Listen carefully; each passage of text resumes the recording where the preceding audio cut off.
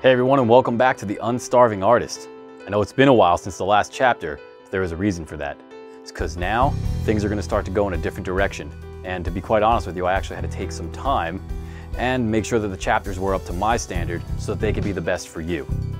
So what's important for everyone to keep in mind is that you actually did really take to heart everything that I said in the first 4 chapters. Those chapters are pivotal in being able to move forward with the rest of my system and the rest of this program. If you just glossed over them and you thought to yourself, I already understand what it means to, be an amateur and be a professional. All being a professional means is not being lazy. Now I'm just gonna get off the couch and make some phone calls and actually go and do stuff. It's not like that. My hope is that during the hiatus that you've had, you've really taken the time to improve upon your work and to really take to heart what it means to be a professional. Because it is serious. And the reason it's serious is because the work that your clients are going to hire you to do is serious to them. It's going to be for some special occasion. It's going to be for some project that their company needs. It's going to be for any number of things, which is really irrelevant what the end product is going to be for. Your only stake is that whatever you're hired to do, it needs to be up to a certain standard in order to have value to the people that are hiring you or the company that's hiring you to do it. And if it's not, then you're still thinking very much like an amateur and you're not ready to be in the professional world. That being said, that leads us into what I want to talk about today. And you're not able to really get any work in the professional world if you have nothing to show. So this is all about presenting and preparing your portfolio. When preparing your portfolio, there's something that I really want you to think about. It's not about quantity.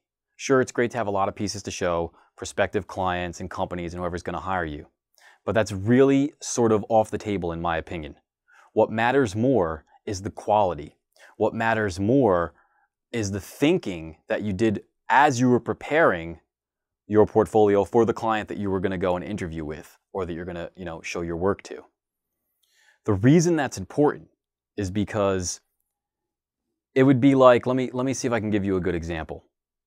It would be like going to get ice cream at a butcher shop. It doesn't make any sense. You're not going to find ice cream at a butcher shop. For those of you who are jokers out there, if you do find ice cream at a butcher shop, I would leave because ice cream has no business being in a butcher shop. Anyway, moving forward. The reason I say this is, and I will take an example from my life. I'm a professional airbrush artist. So if I want to hire someone to do a job, I don't really need them to show me their tattoo work. I don't need them to show me how good they are at graphic design. What I need them to show me is how good they are with an airbrush. And so I'm going to need to see samples of airbrushing work. Sure, does it help if they can draw? Does it help if they have obviously the basic knowledge of art and the skill level required? Of course, all of that will help. But it helps in a way like adding condiments to a meal. The knowledge that you have, which is all the practice you've done to now in drawing and the understanding of art that you have right now, is like the salt and the pepper and all the other things that you would add, your little garnishes, but they're not the meal. At least not when you're interviewing with me. My meal, or what I would need you to do, is airbrush. So that's just a simple example. You want to be selective about what you're going to put in your portfolio, because that's really at the heart of it. So if you're going to see a gaming company or a comic book company, or you want to get hired to do, covers for book companies, you've got to know what those clients want to see. Easiest way to do that is research the artwork from the artists that are already currently working. That is probably, I would say, rule of thumb number 1. When in doubt on what to bring or what kind of work a prospective client's going to be looking for, look at the work of people that they've already hired. Now, if your style is drastically different, that I don't want that to detour you from making the effort. Like, let's say you're a comic book artist and you've got some really exotic way of drawing. And so you're looking at other artists and you don't see one that, say, Marvel Comics has hired that looks anything like yours, but you still believe that your work is good. I want you to go to the interview, okay? It's just more of a matter of saying, in other words, looking at what the target is. But it's not about saying, oh no, my work doesn't look like this. I guess I'm looking in the wrong field, or now I need to emulate these guys or something like that. No. What we're talking about is skill level. If you can really draw well, but your style just happens to look very different, maybe you are just who that company's waiting to walk through the door. And Marvel or DC or one of these companies might look at your work and go, wow, we have never seen someone that draws like this, but geez, you've really got something to offer. So just wanted to put that in parentheses and put that off to the side. The real point is, because you've got to see if your quality of work, number one, is up to par with the people that are already in the field. And if it's not, then you've got to go back to the previous chapters and you've got to do your 30-day drill. You've got to do, your work on getting your skills set up, what it means to have integrity, what it means to improve your abilities. You don't ever want to kid yourself, okay? So, what have we learned so far? Quality of the work that you're going to put in your portfolio. You want it to be your best, all right? 2, the type of job you're going for. The artwork is going to want to match up to what the client is going to want to see. How do you go about doing that? Google artwork from the companies and see if you can find the artists. You got to do a little bit of homework. This isn't just, oh, I set up the interview and you're just going to relax and watch some TV a few days before and then you're just going to go. No. You're going to find the artwork. You're going to find what the company hires. You're going to find artist names. Contact them. Email them. Feel free to even try to call them. I want you to jump over any hurdles, go through any walls, anything in your way to find out the knowledge and the information that you need to find out in order to be as prepared as you can be for when you're ready to open up that portfolio, take your artwork out, and knock the guy across the table on his butt because he can't believe how fantastic your attitude and your work is. Just can't believe it. He's floored. Why? Because you did your research. You got Jim Lee's phone number. You can find it somewhere. You can write him an email. Call him up.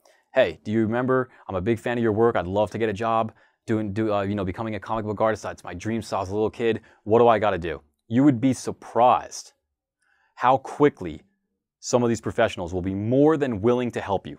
Don't ever fear that. I can tell you right now. I will help anyone that wants to learn how to airbrush. There are some other artists, yeah, maybe they won't, but they also might live in fear. They also might be people that are just threatened. Oh, if we tell someone what we're doing, then there's going to be another artist. What if they take work from me? Forget all that. That's completely off the table. Any artist who is worth his salt, has a good working relationship, knows what he's about, and knows that people hire him because he's an asset. He adds value, or she, don't want to leave the ladies out, adds value to what they're doing. Okay, to whoever company they're working for. Those kinds of artists don't live in fear. I happen to be one of those kinds of artists. You're going to meet many other professionals that love to have more people. A lot of them become teachers. I'm instructing you. These also become professionals later on in life who start to teach at art schools and the whole 9 yards, because this is what makes the world go around. Sharing knowledge and letting people say, hey, if I can do this, then you can do it too. So I don't want you to have any fear in contacting anyone. And if you get a couple of artists that don't email you back, or you can't get them on the phone, or whatever it is, don't worry about it. Just go to the next in line, or just look at their work and just try to see what you can figure out. Remember this phrase. This helped me a lot. Chance favors the prepared mind. So that was a long explanation for basically saying, make sure you're prepared and make sure that the work matches up to the client that you're going to go and meet with. What else can I say about portfolio preparation that isn't already in the ebook in the proper chapter for this? And it will say portfolio preparation. I will give you this also, as it was said to me. It was an instructor that I had in art school, and he was a professional that worked for Marvel Comics. And what he said to me was, when you go on your interview, never apologize for your artwork. What does that mean? Let me say it like this. And this is not verbatim, but this is I'm going to paraphrase basically what he said to me. The thought was that sometimes you're not even meeting with an artist. Who you're meeting with, okay, is an editor. You're meeting with someone that, they run the company, but it doesn't mean that they draw.